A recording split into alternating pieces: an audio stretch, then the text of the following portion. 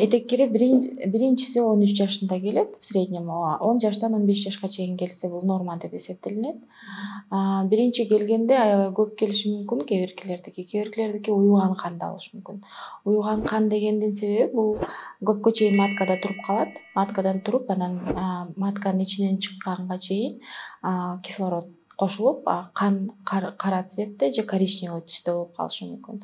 Ошондуктан уюйт. Анан эгерде бат эле чыгып, проблема жок болсо ичинде уюбаса, анда кызыл жана суюк кан келет.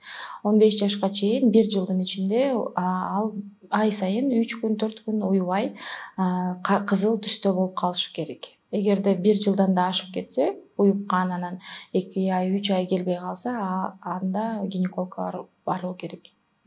Мисалы деген көбүнчө аялдар баягы сиз жаңы келген учур тууралуу айтып калдыңыз да, кээ бир аялдарда мисалы төрөгөндөн кийин же болбосо баягы 30 жаштагы айымдарда дагы мындай түсү карараак, андан же болбосо сиз айткандай күрөң түстө, андан сырткары болсо жанагындай уюп келгендечи, кээ бирисине айтат го орусча айтканда кусками приходит депчи.